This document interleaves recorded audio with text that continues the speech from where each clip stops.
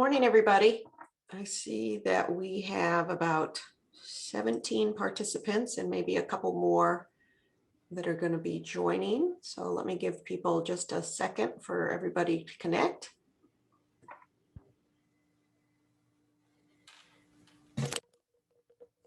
I see some names that I know and I see a bunch that I don't know. So hi, everybody. My name is Beth Racine. I'm a professor of public health sciences here at UNC Charlotte. And Mamie Stackey Harris and I are going to be your presenters today. Let me just give you a little bit of background on how this session is going to work. We're going to both present, and at some point during the presentation, we're going to stop and have a discussion session because we want to hear your feedback. And then we'll continue the presentation. And then after we're done presenting, we're going to put you all to work. So we're going to do some breakout sessions. And for one of the purposes of the APHI Nexus Day is to come up with some ideas, because a lot of you are probably working directly on these issues or have similar, have worked in other areas that are similar to this that can really help provide us with some answers to some of this pressing problem of food insecurity. So I want you to put on your thinking hats as you listen to our presentation. During the breakout time, we're going to ask you to think about the people that need to be part of our conversation around food insecurity who are currently not involved, who probably should be. We also need you to think about kind of how our current processes of kind of how our systems work, how our food assistance works, how our grocery store systems work, how our school meals work, how those processes need to be edited or could be edited to address the problem, or how if we need to come up with something brand new, like a new product. So it's going to be organized when we do our breakout sessions as people, so new people that need to be engaged, processes, how we need to change the current processes to make things better, or our products. Do we need something new? Do we need to kind of swipe what we have and come up with some other way to get food, healthy food to people? Okay, so I'd just like you to take notes while we're presenting, because I think it'll just make the breakout session time more efficient. Okay, so at this point, I'm going to turn the presentation over to Mamie, and she is going to start the presentation. And before I do that, actually, I need to share my screen so that you can see the PowerPoint. Hold on a minute. All right. Let me make this bigger. Let me get the slideshow to start. Okay, I assume everybody can see that. And if not, please let me know. Mamie, please take it away. Awesome. Thank you very much, Beth. My name is Mamie Stackey Harris, and I'm the Food Security Supervisor at the Mecklenburg County Public Health Department in the Office of Policy and Prevention. Good morning, everyone, and thank you very much for joining us. We appreciate it. We appreciate your expertise, and we look forward to some interactive discussions. What I'm going to do, Beth and I are going to be sharing the discussion. I'm going to briefly go over our objectives. Next slide, please. And I'll do the first portion of our discussion. Beth will jump in, and then I'll jump back in again. So next slide, please, Beth. So the goals of our this particular presentation is to define food security, to give the general overview of the local food security data for the Charlotte area, hone in on some of the COVID-19 food security impacts, and then also look at some current efforts that the county is doing. There are quite a few efforts, so we'll kind of go through pretty quickly those efforts. And the goal is just to give you a broad sense of what's happening. So as you work on or you think through what those 3 Ps are, the products, the processes, and the people, you kind of get a sense of what's generally happening. This is no way an exhaustive list, but it just gives you a good sense. And then that's where we'll be doing that next step. So that next step is that's really doing that interactive discussion. Next slide, please. All right, so before I jump into food security, what I wanted to do was just kind of touch a little bit on what Dr. Telfer had mentioned, the social determinants of health. our discussions are going to be really based in this. Food security cannot be viewed as an independent entity. It is worked within the social determinants of health. And the definition we see here, it's one which is extremely encompassing by the World Health Organization. And it talks about how these are the conditions, that's the social determinants of health, where people live, are born and grow. And not just that, but it's shaped by the distribution of power, wealth, and resources which are around that at the local, global, and national level. So what you see on the right-hand side is a socio-ecological model that's at the right bottom, figure 1. And we use these socio-ecological models when we talk about the social determinants of health to see how that overlays from the individual level all the way down to community. And in this sense, that community level is also including things like the policy environment, where those policies are made, which actually hone down onto the individual and in that interpersonal and community level. So it's really important that as we think of food security, we think about it across that sector. And the social determinants of health icon, which is right on the top, that's the Healthy People 2030, tries to do some aspect of that, where it shows the person in the center and it shows the different conditions around which impacts that individual, the economic, social structures, education, and all these things are extremely interconnected. And it's within this complex array of systems that we see food security undercutting all of that and cross-cutting it. Food security thereby is extremely complex, and I want you to think about that as we're working through this. Next slide, please. So what is food security? A simplistic definition is what I have over here, which talks about a household's ability to access nutritious foods and to contribute to an active, healthy life. This in no way justifies what food security actually is. And there's a more encompassing definition, which I would like to use for our purposes. Next slide, please. Within food security, as I mentioned, the social determinants of health, we have things like racial disparities working. So as I work through this definition of food security, what I want you to be thinking about is things like equity, things like disparity, things like equality. Also thinking of racial equity in the context of food security. And when we say that, we're talking about a condition where racial equity with food security is a condition that would be achieved if one's racial identity no longer predicted the opportunities and barriers that the person experiences. And in terms of hunger, that would be achieved if one's racial identity no longer predicted that person's risk of experiencing hunger. So within that context, we'll talk about food security. It exists when all people at all times have physical and economic access to sufficient, safe, and nutritious food that meets their dietary needs and food preferences. This is the World Food Summit definition of that. And as you can see, this is extremely highfalutin definition. It says all people at all times have access that is sufficient and safe to nutritious foods. And this is broken down into 4 key elements: the physical availability of food, the economic access, therefore the resources to get that food, the ability to utilize that food once you get it, and then the stability of all these 3 things. In other words, we have to have these three things consistently present for an individual at any point in time to be food secure. And that is the goal that we are aspiring to get when we talk about food security and what the globally we are looking at when we talk about zero hunger and the sustainable development goals. So next slide, please.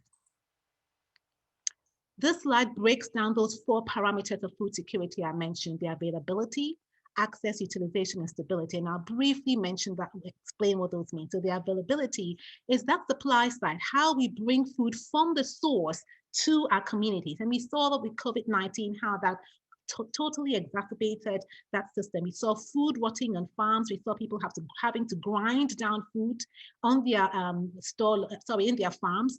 We saw locations where people did not have access to food. In other words, they couldn't even move the food around. And that's where that physical availability comes in. How do we move food from one source to the other?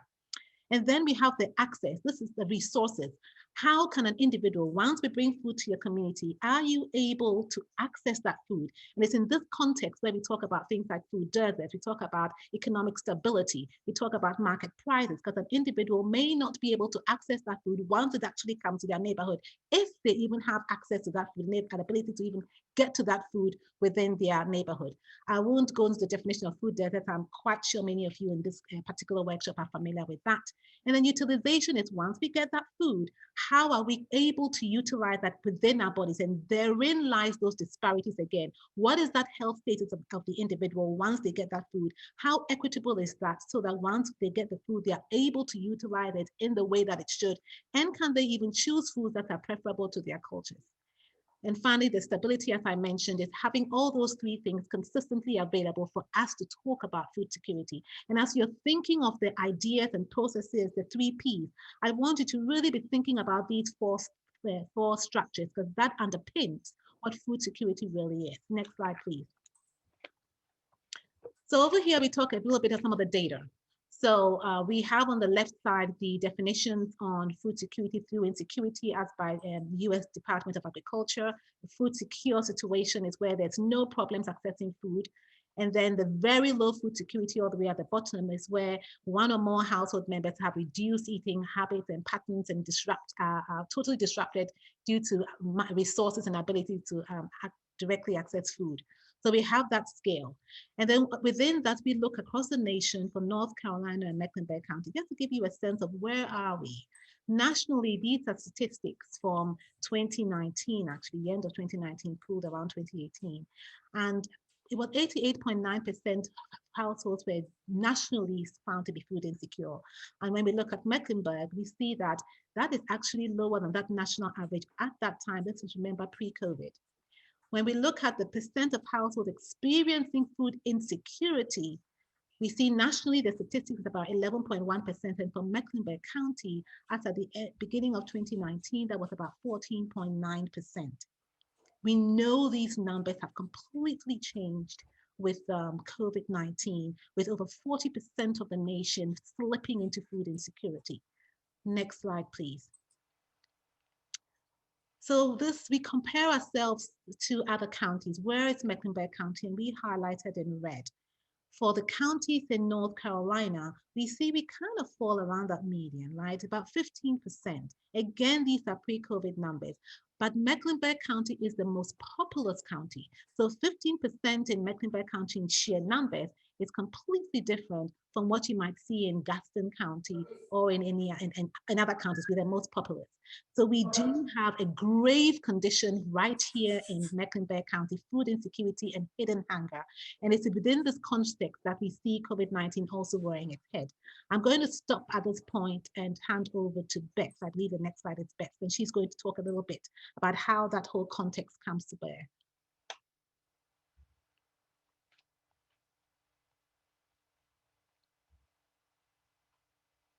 Or food insecure. Well, what we're learning from doing the research is that it becomes this whole cycle, right? People might feel like they don't have the food that they want. They might have the food, and this is actually an area of concern, right? People might have calories, but that doesn't mean that they necessarily have good nutrition. So if we start at the top of this circle, people might feel insecure, and then that might make them stressed. And if they feel stressed, then they might eat, right? Because eating is a very kind of socially acceptable coping strategy. We would prefer people overeat than lean on alcohol or drugs, right? So a lot of people will lean on food. And then it's that leaning on food and developing habits, and what I would say becomes food addiction habits that lead to chronic disease. And chronic disease means that a lot of times, especially if you're under the age of 65, means that you have high health expenditures and you miss work. And that missing work can lead to lower income. So you can just see how being food insecure contributes to this round and round bout of stress and how it can become an unending cycle. So I'm going to go over some stats, some federal stats. So this one shows how much Americans spend on food, which I think is so interesting because actually compared to the rest of the world, the United States spends very little of our income on food. And it's because we're a very rich country. So we spend more of our money on things like our mortgage and our cell phone bill and those sorts of things. So we have a lot of other expenses, and our food, because we generate so much food in the United States, is relatively inexpensive. But that doesn't mean that we don't feel the pinch of the cost of food. So this shows us for the different income categories where they take the US population and divide it up into 5 quintiles. The highest income folks over here in where it says highest, they spend about $14,000 a year, their household spends on food, but that is only about 8% of their income, okay? And then if you go from the highest quintile down to the lowest quintile, you can see that the cost of food, the amount of money they spend on food goes down drastically. So a wealthy family, or the 80th percentile of families or more, which I would call way upper middle class and wealthy, are spending $14,000 a year, and the lowest income families are spending only about not even $5,000 a year. But for those lowest income families, that's a huge percent of their income, right? 35% of their income is going to food. So we see huge disparities in food spending and the burden of food costs, depending on the socioeconomic status of people. Okay, and if you've been around Mecklenburg County very long, I'm sure you've seen a wide variety of these types of slides before. This shows you some of the areas of concern that we've had in the past. So one thing to look at is median income. Where do the wealthier people live? Where do the lower income people live? As Mamie was saying on the couple slides ago, that we have 15% of our population is food insecure. I think a lot of times at the state level, people don't notice or recognize that Mecklenburg County has a high proportion of low-income people, because if you look only at our median income looks really high. I think somebody can correct me if I'm wrong, but I want to say that our median income is close to $60,000 a year, which if you compare that to other counties in the state, it seems like we're super rich, which we are. I mean, as a county, we are super rich. But as you can see, it's only in pockets that we're super rich. And when you look at medians for the whole county, that means that the big part of the population that we have that is low income gets kind of ignored by the state, at least, because they'll say, oh, Mecklenburg's a rich county. They don't need much supports. They've got it all together. But that's because we have a very unequal society within Mecklenburg County. So that's map number 1. Map number 2, this shows the food desert issue that we've talked about last 10 or 15 or 10 or so years that I've been around Mecklenburg County. We've been spending a lot of time talking about food deserts, and that's kind of what this graph represents. It shows the highest percentage of households within a half a mile of a grocery store. So as you can see that a lot of times the families or households that are close to a grocery store are also the ones that are in the higher median income census block groups. And then the next slide is looking at the percent of households receiving nutrition assistance. So this is not a big surprise, right? That the ones that are the areas where a lot of people are provided nutrition assistance. So this is like food stamps or what I call SNAP, the Supplemental Nutrition Assistance Program. Some people call EBT, some people call Food and Nutrition Service benefits. That's where they live. And it's what we've seen before, where we call parts of Mecklenburg County the wedge of wealth, and that's where the wealthy people tend to live, and then the crescent of need, which is where a lot of the lower income people live. Okay, so the next series of slides are slides that I was able to find from a food advocacy group that's very prominent in the Washington, D.C. area called, the acronym is FRAC, Food Research and Action Center.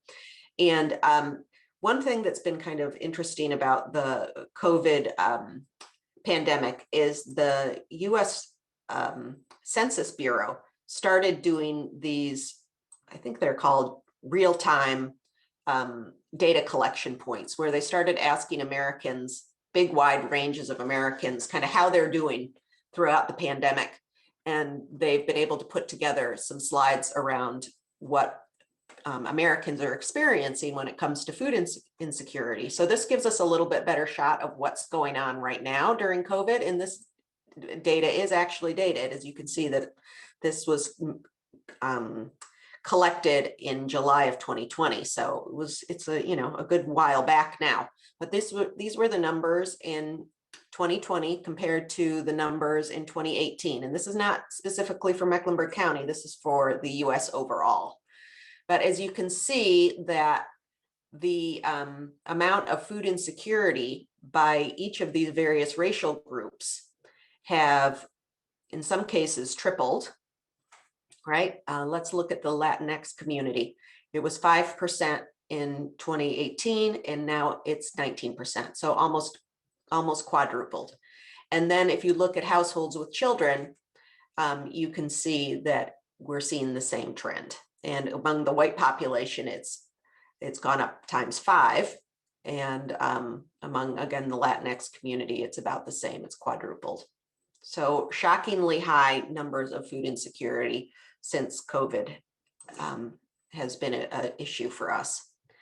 And this shows the same sort of data, but it looks at it by income level.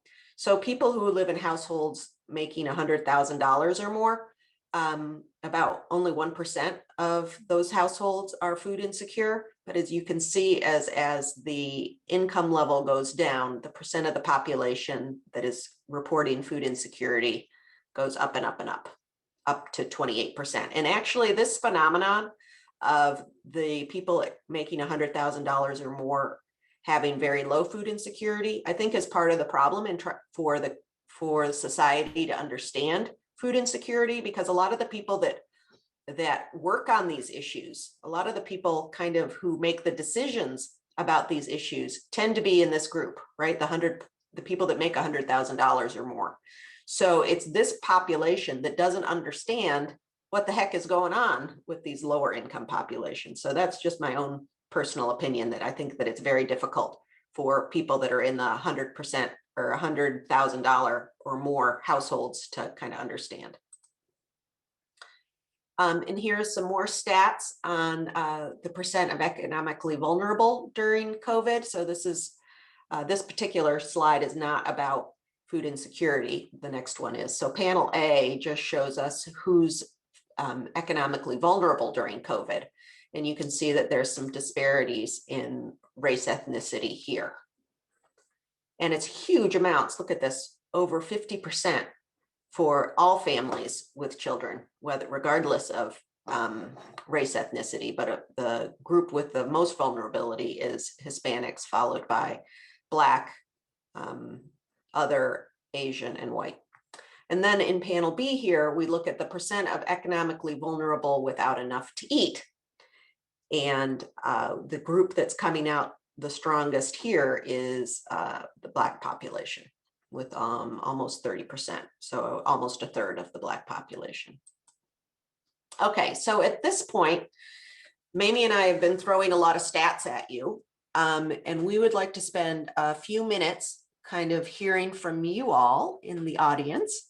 And Hannah, who is our student helper for this session, is going to put a few discussion questions in the chat box, but we want this time for the next 10 or so minutes, so I'll have to check our time, to kind of get feedback on what you're seeing and what your experiences are with the communities that you work with.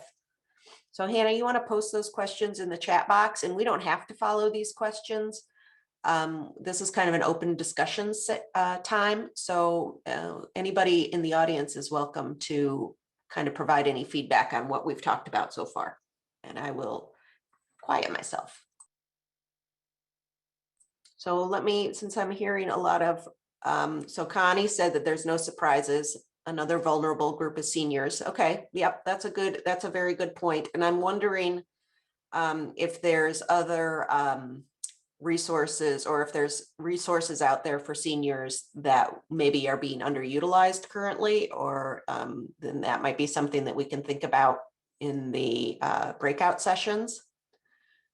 How about this question of for the rates of food security, if they don't surprise you, what do you think are the challenges other than the funds, really, right? Because of course you need money, but what are the challenges to reach food insecurity, or to challenges to food insecurity other than just money? Does anybody want to open that discussion?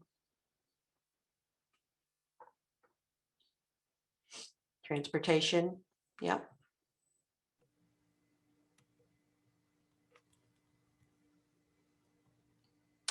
Okay, Carol, Carlo, the awareness of the FNS program, I think that is so important. So I don't know if you can speak to that, like how right now do people find out about FNS, and is there a good outreach campaigns go on?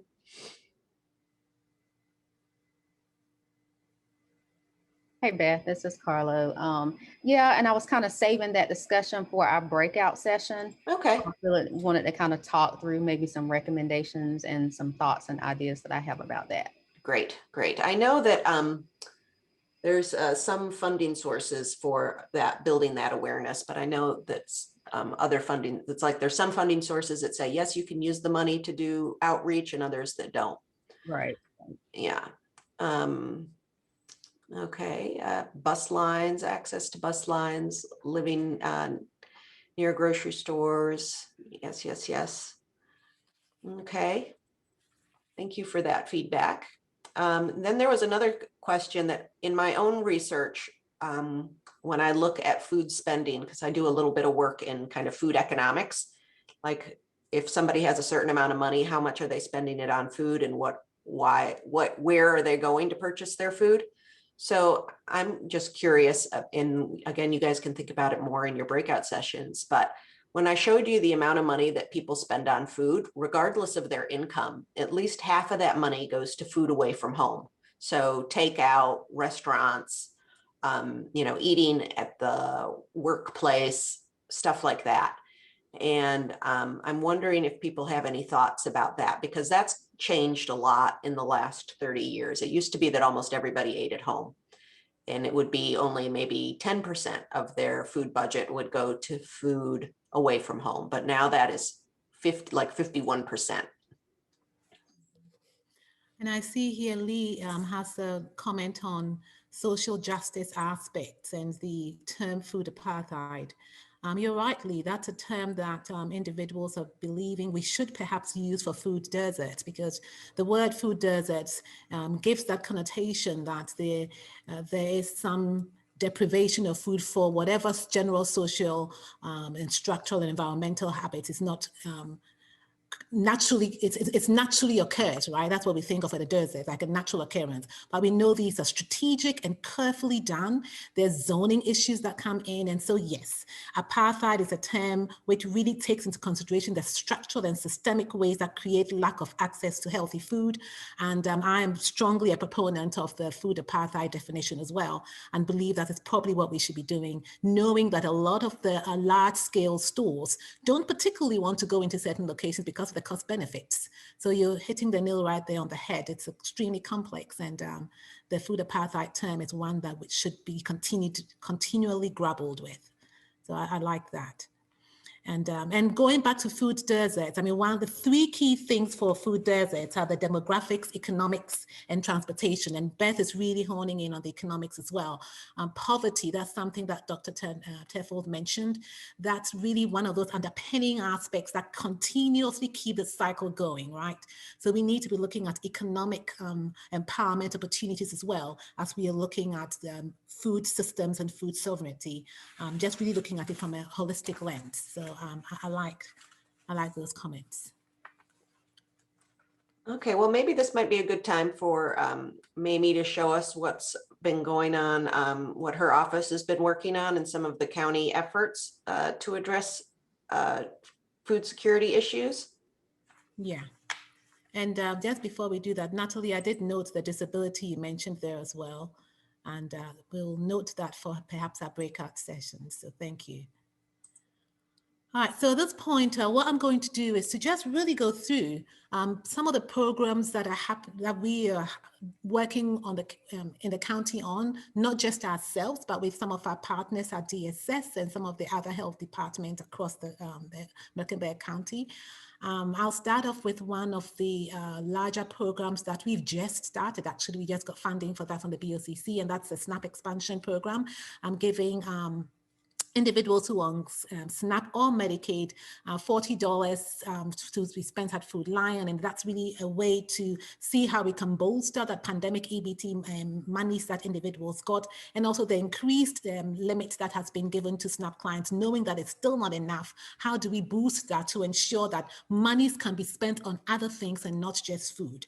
So, that's the SNAP expansion program, and thanks to the BOCC, we've been able to we started to work on that. Next slide, please. This is the farmers market, SNAP double up bags. Some of you here will be quite familiar with that. We have about 22 farmers markets, or maybe 23 in the county, of which about 20 are participating to some extent in some of these programs.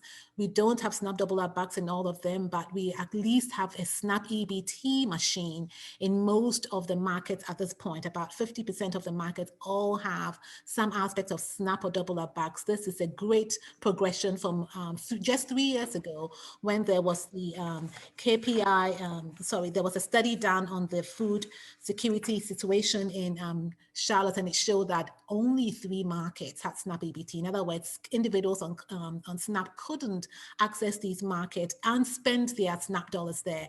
When they do this now, SNAP monies is doubled, and what we're doing with the funding we've gotten as well is to take the limit of the $20 cap that we had at some of these markets. So an individual can be doubled, matched with whatever amount they spend at the farmers market. And this is a way to not only boost the economic empowerment for the farmers, many of whom are struggling with food security themselves, but also to ensure the food access is addressed in our community. Next slide, please.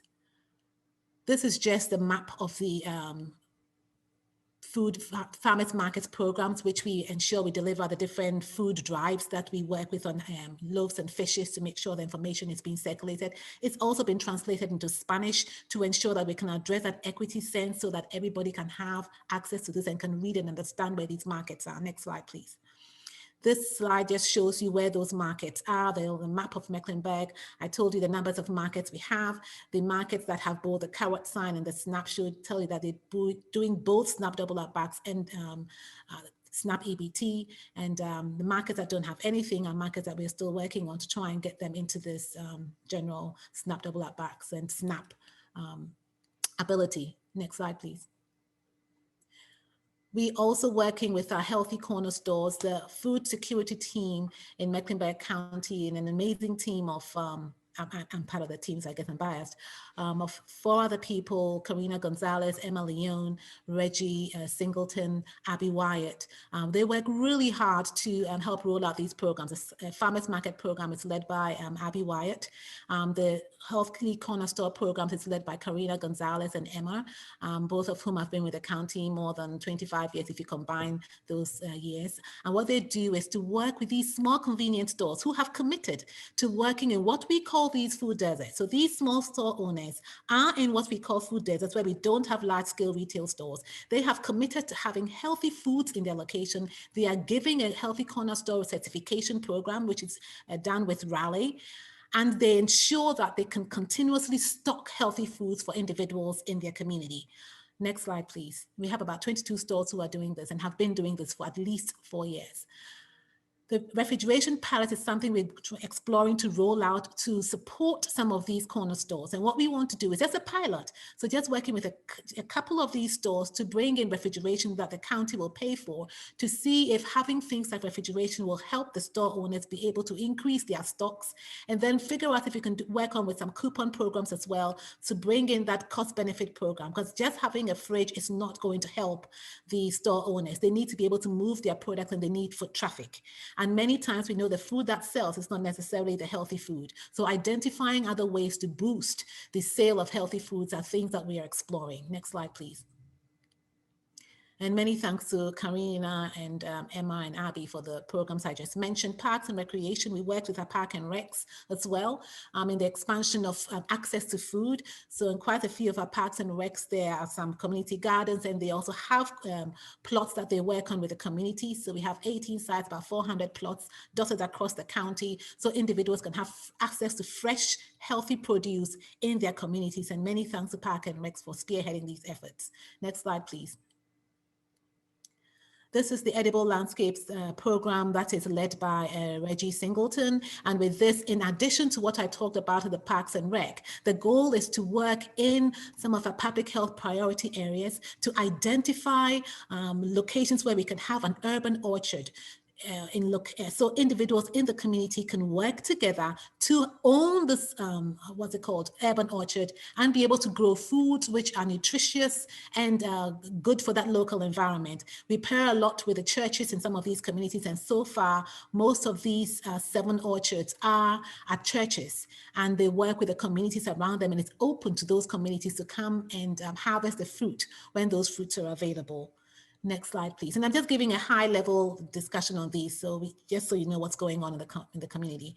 And this is a collaboration with Outteach. Outteach works with Title I schools, and in these Title I schools, what they do is experiential learning, where they have food and nutrition programs at these schools. They have pilot studies on food and nutrition. They do education on food and nutrition, so the students have more exposure to what healthy foods are, how to plant these healthy foods, what goes into the food plate to make it healthy, so we can start those discussions early. We understand that K1 to 12 is an extremely critical group. So in as much as we want to work across the life spectra, we want to make sure that we are taking in that K1 to 12 as well. And many thanks to Outteach for this program. Next slide, please. We're working with Rivendell Farms of the Carolinas to have a food systems map. We don't have anything like this in North Carolina. It's going to be the first of its sort. And what they're going to be doing is really trying to track where we have our different food systems, putting it all together in a map location, so anyone can go online and determine where is a farm, where is a good source for food. And during the COVID times, they were really also looking at where can we go to get those food distributions, what's happening where, what is being distributed, what's nutritious about it. And it's an extremely innovative program. And with the funding from BOCC, we're supporting the expansion of this and the scale up of this program. Next slide, please. Social services, the senior nutrition program was mentioned. I saw in one of the comments, the seniors. This is a group of individuals who are overlooked, very much so in the county. Kajal Patel leads the Senior Citizens Nutrition Program and has done a lot of work trying to see how this program can be rolled out. Most people may be familiar with the Meals on Wheels. That's probably what is typically known as the Service for Adults Transportation. Right now, the congregate sites for adults have been closed because of COVID, but they have 6 grab-and-go locations where individuals can sign up, make sure they register, and go and pick up prepared foods. One thing I'd like you to be thinking about for this population is that a lot of this population are unable to carry food. So even if you have that transportation for them and they bring that cooked food home, it's difficult for them to lug back and forth. And then the time to spend preparing the food, standing on their feet, cooking these foods. So within this community, one thing that has come out is the desire to have fresh cooked foods. So even though, yes, we want them to have access to the fresh produce, something that keeps coming up is a desire for actual fresh cooked food, which is ready to eat. We also know that the public health priority zones that we have in the county doesn't quite overlay with where we have our senior citizens. And we find that many of them are living outside of our public health priority zones. In other words, we are seeing food deserts outside of food deserts, and those are not being captured in the census tracts at all because we have such small populations of seniors living in those locations. Next slide, please. The WIC program, which most of you are probably familiar with, and I have this here just to highlight that we continue to work with our populations to ensure that for breastfeeding, postpartum women and infants, we have this nutritional access to foods and the support systems to ensure that all our population at that critical and vulnerable stage have access to good sources of information for nutrition and for food security. Next slide, please. This talks about as CRC, another innovative program where the goal was to try and bring under one umbrella all the key health and environmental processes. So an individual can just have a one-stop location instead of traveling to one side for the WIC, going to another location to DSS, going somewhere else to loaves and fishes. We have it all within one location, an extremely innovative plan which has been created now at Valerie Woodard, and the goal is to roll out even more community resource centers. Next slide, please. And then we have a One Shot Alliance with a collaboration between Atrium, Novant, and Mecklenburg County. The goal of this is to address the top 3 health priorities from our community health assessment, which includes mental health. Some part of their vision was by 2020 to have identified food insecure locations and have offered some referrals to loaves and fishes, and that's something that they have been able to achieve. They've had, I brought in some mobile trucks which go to food insecure locations so individuals can actually, the food is being brought to individuals. So you can't go to, you're in a food desert, well, we'll bring the food to you. And this is an innovative program with the One Shot Alliance spearheading this. And we're grateful that they are bringing these new ideas into our community. There are 2 mobile trucks for now, and I believe the goal is to expand this to even more. Next slide, please. And these are interventions which are being rolled out to an extent, but there's still a lot of brainstorming being done about it. Next slide. Snap Online. Most of you have heard that this is being rolled out across different states. North Carolina was able to have some Snap Online piloting occurring. The first 2 stores to do this were Amazon and Walmart in North Carolina, actually across the states and the United States of America. But now we're seeing lots more stores rolling on. We'd like to see even more stores. Just yesterday, Publix joined the Snap Online purchasing. This creates opportunities for individuals on Snap to not have to go to a store, but be able to purchase their produce online. There's still a lot that needs to be tweaked with this, but these are some of those policy level decisions which help impact food security. And so we have 7 stores now that are actively doing Snap Online. And the goal would be to see how can we leverage what is already happening in some of these stores. Next slide, please. Mobile grocery stores. We saw an excerpt of that with the One Shot Alliance. The goal here is to determine, can we do something like this on a larger scale, where we are bringing a wider array of food that can be run for a nonprofit or for profit, but that serves a wide spectrum of individuals. So you come on there and you actually pay for the food. So it's like a mini grocery store coming to your location. So these are some of the ideas. This hasn't yet been rolled out, but it's happening across different states. And it's something that we can probably very well achieve here. We just need to figure out what sort of systems or strategies need to be in place, who will be coming alongside to actually run this, and how we would make it sustainable if something like this was done in the county. Next slide, please. Virtual markets. This also looks at online grocery without the actual physical store. So beyond just the SNAP EBT, but really rolling out this whole idea on virtual markets where we totally eliminate, or not totally, but kind of eliminate that actual brick and mortar and find innovative ways of doing more online. We can see that happening now. COVID opened our eyes to the ability to do this. How can we capitalize on that? We already see meal boxes and groceries and full groceries being brought to individual houses. We see food that is partially prepped being brought. So, you know, this slide is just to get us thinking of that virtual world as well. How do we tap into what is happening in really creative ways to strengthen what we are already doing in the county? Next slide, please. And this, I'll end on this slide on grocery co-ops. For those who listened yesterday to the discussion of food security, you heard the talk about Three Sisters, a Three Sisters co-op on the west side. That's an example of a co-op that would be a good thing to roll out in other locations. the goal would be, how can we do this sustainably? How can members and have owner fees, really work into an extent that these grocery co-ops actually are sustainable and are things that can stand on their own. But these are some of the ideas on really expanding food security, looking beyond just a brick and mortar, or if it's a brick and mortar, other ways to do this in a way that the community is engaged and it fulfills the need of those unique communities. Next slide, please. This last slide is just really pulling together all the discussions Beth and I have had. In this slide, we have different levels of the kind of what we call the social conceptual model on food security. So we have the baseline, the fundamental level, where we see what's happening at the basic food security level in homes. Before COVID, we knew there were economic disparities at the structural context, there were health disparities, and we had a fragile food system. What happened with COVID? It totally exacerbated the healthcare system. And this is not uncommon to pandemics. Pandemics and viruses, they kill in 3 ways. So that's a general pandemic. The virus itself will kill.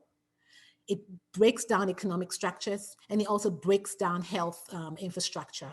And once you have all those 3 things coming into play, we can totally decimate any context. And that's exactly what we saw rolling out in North Carolina and across the United States and globally. There was an economic crisis. We saw the social distancing bringing about livelihood loss. We saw increased demands for food aid.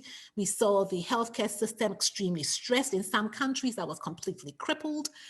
And then we also see at the household level that, individuals, because of all these factors, households under stress, behavioral changes, mental health issues, general food insecurity, and then chronic health outcomes because of this overlay. And this is compounding what was already in a pretty fragile system in many of our food insecure locations, which have been further exacerbated by COVID. So, and this hasn't changed. Yes, we are rolling out vaccinations, but yes, we still have contexts and communities where the impacts of COVID-19 are still very present and we believe going to be long lasting. How, as we talk about food security, can we address some of these in those very critical neighborhoods where we already know food insecurity is an extremely pertinent issue? Not just food insecurity. Remember, I talked about the social determinants of health. We're looking at housing aspects as well. We're looking at transportation. We're looking at air pollution in many of these lower income locations where we have a lot of hog farming occurring right here in North Carolina. So compounding all these factors, how do we really start to tease apart working on just one aspect, the food security, knowing that it's cross-cutting and hinges on the general health that an individual can have and the ability to access good healthcare systems. So I'm going to stop there and we'll open up for actual discussions. Any questions?